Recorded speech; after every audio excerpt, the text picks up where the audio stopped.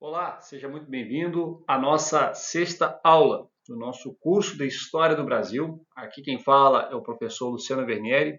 Vamos ver a nossa aula de hoje. Então, na aula anterior foi perpassado os aspectos principais do governo geral, bem como os fatos mais relevantes de cada governador e suas respectivas funções. Nesta aula será abordado de maneira mais completa a forma como a coroa portuguesa pretendeu colonizar a terra recém-descoberta, procurando alienar o caráter meramente predatório da exploração do pau-brasil, optando pelo cultivo da cana-de-açúcar, para então fixar o povoamento sistemático da neocolônia. Mas a pergunta, por que produzir açúcar? Por que o açúcar? O solo de Massapê no litoral nordestino foi uma das razões pelas quais a coroa portuguesa decidiu plantar açúcar aqui no Brasil, certo? Foi um dos motivos. Também houve a experiência com o cultivo nas ilhas de Madeira e Açores, né, que eram também ali colonizadas por Portugal. O lucro com o cultivo canavieiro, com açúcar, ele vai superar a exploração do pau-brasil. E também o clima quente e as chuvas também colaboraram aí, então, para a plantação da cana. Mas qual foi o principal motivo, por assim dizer? Vai ser que o plantio da cana-de-açúcar, ele vai tornar possível povoar sistematicamente a colônia. Ou seja, com o pau-brasil nós temos um caráter nômade, ou seja, você corta a madeira, vai para outro local, né? Ou seja, você não fixa uma localização, fixa um povoamento, e com isso facilitava o quê? O ataque dos corsários, dos piratas. Portanto, a coroa portuguesa viu que entregando terras para a formação de fazendas e o cultivo canavieiro ia fixar uma localização, um povoamento, melhorando assim o que? Salvaguardar a posse da terra recém-descoberta. A questão entre pau-brasil e açúcar. Né? Então o açúcar ele vai superar o extrativismo do pau-brasil. Só que uma coisa muito importante que é a seguinte, a cana-de-açúcar ela não vai extinguir o extrativismo vegetal. Ou seja, vão continuar os dois, tanto a cana-de-açúcar quanto o pau-brasil. Muitas vezes nós pensamos assim, não, agora começou o açúcar, parou o pau-brasil. Não, os dois coexistiram. Né? Lógico que foi dado ênfase maior para o quê? Para o plantio da cana, mas o pau-brasil continuou sendo explorado até ali o início do século XVII, certo? Mas vamos falar de um outro país, né, um parceiro de Portugal, um parceiro da coroa portuguesa, que era os holandeses. Então esse parceiro holandês, ele era responsável pelo refino, transporte e o comércio do açúcar. E a Portugal, né, os portugueses que aqui moravam, ficava basicamente o plantio do açúcar. Então, Portugal, ou melhor, o colonizador português, plantava aqui no Brasil a cana, mas quem refinava, né, quem transportava, quem comercializava na Europa eram os holandeses. Por isso, inclusive o Gilberto Cotrini fala que o comércio do açúcar ele era mais lucrativo para os holandeses do que para os portugueses. Então, se já era lucrativo para Portugal o comércio do açúcar, você imagina mais para o holandês que comercializava, né, a matéria-prima, que era apenas plantada pelo português e o holandês que comercializava na Europa. Vamos falar agora como que funcionava o complexo do engenho açucareiro, como que eram as fazendas da época. O complexo do engenho, ele basicamente possuía esses 5 nomes. Né? Nós tínhamos a Casa Grande, era o centro administrativo do engenho. Nós tínhamos também o engenho, propriamente dito, onde era produzido o açúcar. Também era armazenado para futura venda. Também tínhamos a senzala, que era o local onde os negros, os escravos, não só negros, mas também indígenas, no caso da escravidão vermelha, também pernoitavam, passavam a noite. Nós tínhamos aí a capela, onde era realizada missas, batizados, enfim, e as plantações, onde se plantava a cana-de-açúcar. Certo? Vamos ver cada um deles agora de um pouco mais aprofundadamente. Casa Grande. era onde residia o senhor de engenho e sua família, né? Então era a casa onde morava o dono do engenho, né? Que era conhecido como senhor de engenho. Também residiam capatazes para a segurança. Então, não somente havia casa grande, mas também poderia haver pequenas casas onde residiam, então, os capatazes e alguns homens livres assalariados, que moravam também na fazenda. E a casa grande era o centro administrativo do engenho, né? Era ali onde se vendia, se comercializava, se organizava toda a produção açucareira. E o engenho? O engenho era o local onde a cana cortada era levada e produzida em açúcar e armazenada, né? Armazenado o açúcar, o produto final do engenho. Dentro do engenho nós vamos ter um material, né? Uma chamada moenda. O que era a moenda? Ela moía a cana de açúcar para extrair o caldo. Esse caldo passava pela fornalha, que era um forno onde o caldo produzido pela moenda era fervido. Nós temos também a casa de purgar, onde o açúcar era resfriado e condensado, né? E nós vamos ter os galpões, onde se quebrava os blocos do açúcar. Se quebrava e se armazenava até uma futura venda para o comércio exterior. Então aqui nós temos duas imagens, né? Uma imagem ampla do engenho e uma imagem ali da moenda, né? Então nós temos ali os escravos colocando a cana na ferramenta, né? Na moenda. Nós temos vendo o gado que fazia girar esta moenda. Nós vamos ter dois tipos de engenho, né? Este engenho que era conhecido como trapiche, que era movimentado pelos bois, e nós também temos a moenda movida pela água. Então nós vamos ter esses dois tipos de engenho na época, aí, principalmente segundo um padre jesuíta pseudo chamado de Antonil. Vamos ver então a questão da capela. Então, normalmente na fazenda canavieira havia uma capela, que era uma comunidade onde se reuniam não somente o senhor de engenho, sua família, mas também os escravos. E nesta capela eram realizadas missas, casamentos, batismos e funerais. Havia uma preocupação muito grande com o senhor de engenho com a questão da fé e da espiritualidade. Ou seja, ele praticamente obrigava o escravo a participar das missas, os escravos eram batizados, né, participavam, né, deveriam ouvir a missa, por exemplo, e também, caso realizasse algum funeral, também deveria ser feito nesta capela. E as plantações? Nós vamos ter aí que as terras do engenho eram formadas por canaviais, que era o principal plantio, né, da fazenda, ou seja, onde era produzida a cana, plantada a cana de açúcar. Nós vamos ter também o cultivo de alimentos, né, uma horta, né, um cercado onde havia, né, plantava-se feijão, né, arroz, mandioca, enfim, alimentos para sustentar então, né, o engenho açucareiro, e as pastagens para o gado principalmente aquele que era utilizado para mover, né, a moenda, ou também para alimento. Também se podia abater o gado para a alimentação. E essas áreas, né, chamadas de canaviais, onde a cana ela era plantada, era chamado de partidos, né? Partidos, e esses partidos poderiam ou não ser colhidas pelo proprietário. Então, essas áreas, a cana, ela poderia ser plantada e a colheita poderia ser feita pelo proprietário do engenho, né, e seus escravos, ou por outras pessoas, né? Como ele está ali, ó, alguns partidos eram cedidos a lavradores que deveriam colher a cana, né, e produzir o açúcar no engenho do proprietário, devendo pagar a metade da produção e o aluguel da terra. Eram as chamadas fazendas obrigadas. Ou seja, eu tenho um pedaço de terra, eu planto a cana, ou eu arrendo, hoje é muito comum isso, eu arrendo aquela terra para outro. Outra pessoa vai lá, né, inclusive podendo ter seus escravos, vai fazer o quê? Vai plantar, vai colher, né? E essas pessoas vão ter que fazer o quê? Levar essa produção para o engenho do dono da terra, produzir o açúcar, e a metade desse açúcar fica para o proprietário, a metade para si, né, que poderá ser comercializado, e deveria pagar um aluguel da terra. Tá? Eram pessoas livres, né? Eram senhores de engenho menores, por assim dizer.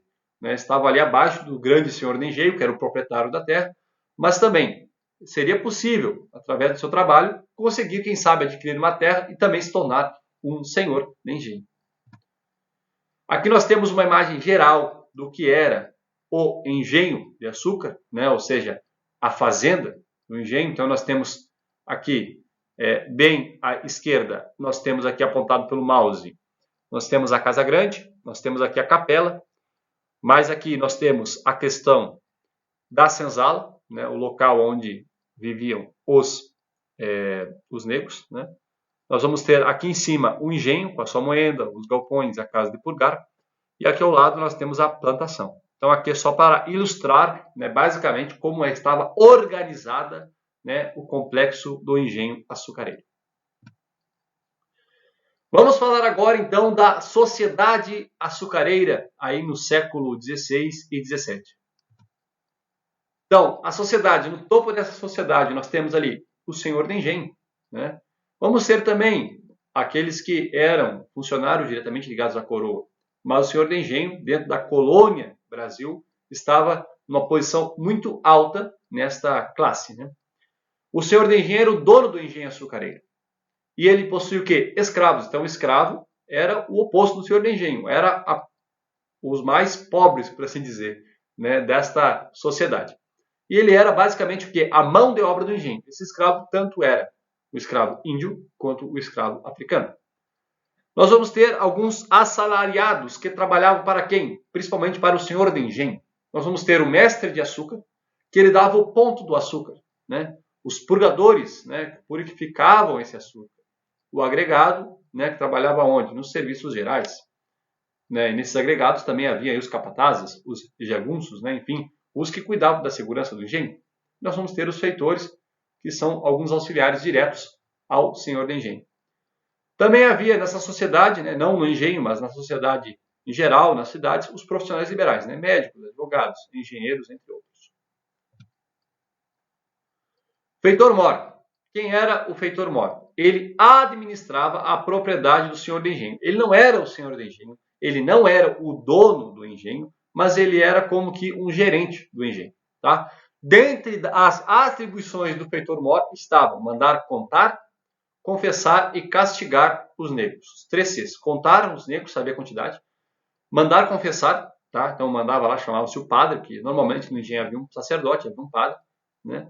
E para confessar os negros e também castigar os negros. Esse feitor-mor, ele deveria visitar as matas e plantações, tá? Verificar se estava tudo em ordem, se ninguém havia invadido, justificar a morte de um escravo ou gado e cuidar das casas do engenho. E também, uma outra atribuição dele, caso nascesse algum escravo, né, filho de uma escrava, deveria ser contabilizado e ser anotado também. Por que havia essa figura do feitor-mor? Porque muitas vezes um senhor de engenho, ele não era dono de um engenho somente, mas ele possuía vários engenhos. Então ele intitulava algumas pessoas de confiança para ser o feitor-mor, que deveria tomar conta dessas atribuições que estão aí na tela. Vamos falar então agora da mão de obra utilizada nesta economia açucareira. Primeiramente, quando houve o início então da produção açucareira, a mão de obra será utilizada do escravo indígena. Por quê? Querendo ou não, era uma mão de obra mais barata, né? E as pessoas que cultivavam o açúcar nesta época pensaram, encontramos a mão de obra barata, porque já estava em condições, já estava ali na região, era só pegar e mandar trabalhar. Porém, nós já vamos ver o porquê da substituição, né? Nós vamos ter a mão de obra do escravo indígena, quando houve a ampliação da produção açucareira, ou seja, quando o açúcar começou a tomar vultos de uma economia muito maior, se tomou então a mão de obra escravo africano. Já vamos ver aí os motivos desta mudança da produção açucareira com a mão de obra indígena para uma produção açucareira com a mão de obra escravo africano. Por que o predomínio da escravidão africana, então? Alguns historiadores elencam algumas destas situações. Primeiro, redução da população indígena por epidemias e guerras. Então, o europeu veio para o Brasil, né, trouxe certas doenças que não existiam aqui no Brasil. Essas doenças foram passadas para quem? Para os povos indígenas que não eram acostumados, ou seja, seu sistema imunológico ainda não estava preparado para tais doenças e vieram a morrer, né? Também havia muitas guerras, né? entre índios e europeus, e muitos índios vinham a morrer em combate. O índio, principalmente o índio homem, ele não estava adaptado ao trabalho na lavoura, porque era um trabalho feito, né, principalmente pelas mulheres. O homem, né, o homem índio, era para a caça, enquanto a mulher, ela era para o trabalho, digamos assim, não lavoura, mas sim ao cultivo caseiro ali de pequenas hortaliças, né, e alguns legumes. Mas enfim, não era o índio, ele não pensava em enriquecer. O trabalho dele era assim, eu trabalho para comer. Já o europeu não. O europeu vai trabalhar para quê? Vai trabalhar para enriquecer. Então houve uma mudança profunda na situação, né, da vivência dos índios aqui no Brasil. Muitos africanos, né, eles conheciam já, de uma certa forma, a pecuária e a metalurgia, né, ali na costa africana. A igreja também ela era contra a escravidão indígena. E os autores falam que a igreja não se importava tanto com a escravidão africana, né? E os índios, eles moravam aqui no Brasil, eles conheciam as matas, né? Então havia muitas fugas. Então era melhor, ou seja, vamos trazer alguém de fora, né? Então vamos trazer um negro, que ele não conhece aqui o território brasileiro, ele não conhece as matas, então evita também a fuga, né? Mas, com certeza, o principal fator, né, da escravidão africana foi o lucrativo comércio do tráfico negreiro. Ou seja, quando você tem uma escravidão africana, havia o tráfico. Ou seja, o português, né, os comerciantes escravos iam na África, pegavam lá os africanos, né, os negros, traziam para o Brasil e comercializavam. Este lucro parcela desse lucro ia para a metrópole, ou seja, ia para Portugal, ia para a coroa. Já o escravo índio, né, ele vai para onde? Fica dentro da colônia. Então, por isso que algumas vezes nós vamos ver que a coroa portuguesa vai estimular a escravidão africana e vai desestimular a escravidão indígena por conta disso, por questão de lucros. Como eu havia falado, né, foi o lucrativo comércio negreiro. Por isso que foi esta mudança, né, do escravo negro do escravo indígena para o escravo negro, certo? Pessoal, isso aqui é uma questão muito importante, poderá cair na prova, tá? Que é o seguinte, que a mão de obra escravo africana representou a base, qual foi a base, né, das atividades econômicas do Brasil colonial? Tanto na produção de açúcar, quanto na mineração. Vai ser o quê? A mão de obra escravo africana. Ela que vai representar esta base. Então, isso tem que estar prestar bastante atenção quanto a isso. Então, a mão de obra escravo africano representou a base das atividades econômicas no Brasil colonial, na produção de açúcar e na mineração. Certo? Vamos seguindo. E onde é que era empregada a mão de obra escravo africana? Lógico, principalmente aonde? Na cana-de-açúcar. Depois do açúcar, nós vamos ver na mineração, né? Também aonde? Na criação de gado, tá? Nos escravos domésticos, nas famílias havia escravos domésticos, no transporte de mercadorias, no comércio nas cidades, no cultivo de produtos agrícolas. Então, o escravo não era somente para açúcar. Então é errado falar, não, o escravo negro só trabalhou com o cultivo canadeiro. Não, é errado. Trabalhou na mineração, trabalhou como criador de gado, né, como escravo doméstico, como transporte de mercadorias, como comércio nas cidades e no cultivo de produtos agrícolas, ou seja, feijão, arroz, mandioca, tabaco, enfim, entre outros cultivos. Segundo o padre Antonil, tá, o escravo africano necessitava de 3 P's: pau, pano e pão. Né? Então, o pau por quê? Era o açoite, né? O pão era a alimentação e o pano era o vestimento. Tá? Basicamente isso. Alguns senhores de engenho aceitavam, né, esta visão feita pelo padre Antonil, que ele via na época isso, a respeito da administração dos cativos, certo? Muitos senhores de engenho, a gente pensa assim, não, podia matar o escravo? Não, havia certas leis, né? Havia certas leis que o senhor de engenho não poderia matar o escravo, né? E caso ele matasse, ele era julgado. inclusive tinha um tribunal de justiça da Bahia chamado de relação. Muitos senhores de engenho eram julgados nesse tribunal de relação, lógico. Julgamentos que muitas vezes não davam em nada, mas ele devia seguir certas regras. E uma delas era esse, ou seja, você quer que o escravo trabalhe? Dê comida. Né? Ele fez uma coisa errada? Bate nele. Né? Ele precisa se vestir, o pano, né? A roupa, o vestimento. Vamos falar agora da plantation açucareira. Tá? Temos que lembrar desse mnemônico, leme. Tá? O que era plantation? Era o latifúndio, o escravo, monocultura e exportadora. Ou seja, latifundiário era o grande proprietário de terra. Escravocrata, mão de obra escrava. Monocultor, único produto, o açúcar. Exportador, produção voltada para o exterior.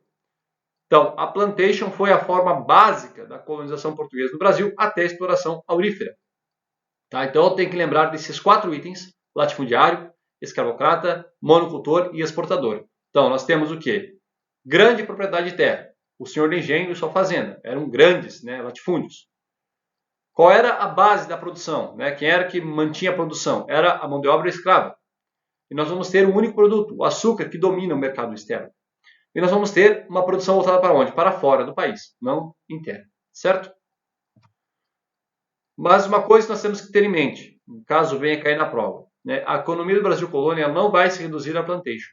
Tá? Embora a plantation foi um principal alimento, né? Ou seja, a coroa portuguesa queria somente o açúcar, a questão do escravo, a questão do latifúndio, porém não vai se reduzir à plantation. Por quê? Nós vamos ter umas outras atividades que são muito importantes, como, por exemplo, a atividade da pecuária. Então, a pecuária vai ser uma outra grande atividade que vai movimentar aí o Brasil colônia. Então, a economia da colônia, nós temos a cana-de-açúcar para o mercado externo, mais acentuadamente aonde? No litoral. Então, onde é que vai ser cultivada principalmente a cana-de-açúcar? No litoral, principalmente nordestino. Nós vamos ter o quê? Também a criação de gado. Aonde? No mercado interno, né? Interior. Também no Nordeste, porém mais no interior. Então, onde é que vai iniciar a pecuária no Brasil? Vai ser no Nordeste, cuidado. Pode cair na prova. Onde é que iniciou a pecuária? Cara, pô, gaúcho gosta de churrasco, então foi no Sul. Não, não foi. Tá? Então, onde é que iniciou a pecuária no Brasil? Foi no Nordeste, a pecuária nordestina, mas não no litoral, ou seja, mais no interior da colônia.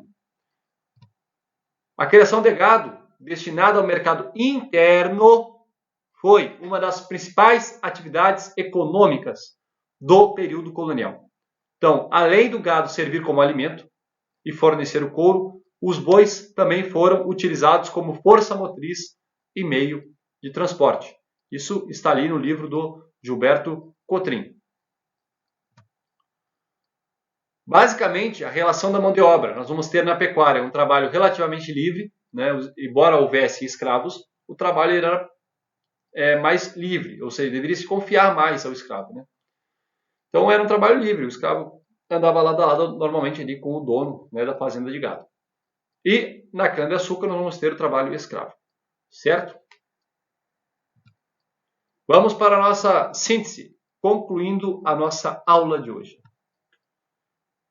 Nesta aula, foi possível observar os motivos pelos quais a coroa portuguesa optou pelo cultivo canavieiro, ou seja, a manter a sistematização do povoamento da colônia e assim salvaguardar a sua posse.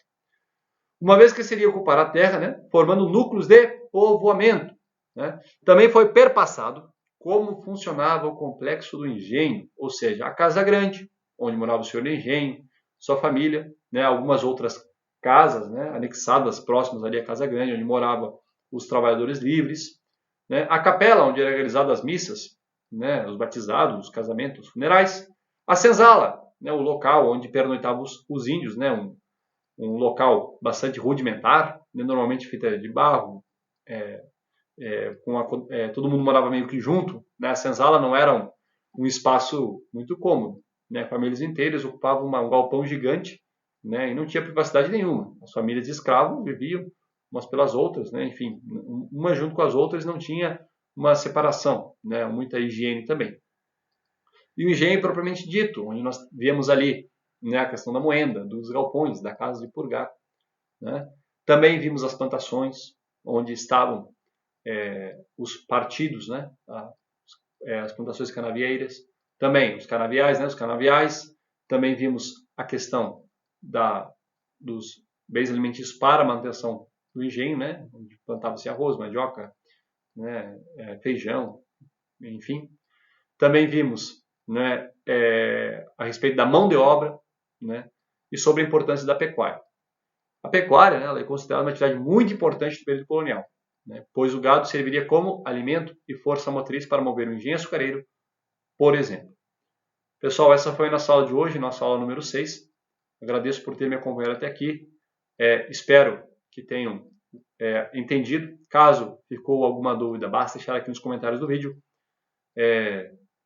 Não se esqueça de se inscrever no canal, compartilhar essa aula com quem também está se preparando aí para o concurso da ESA.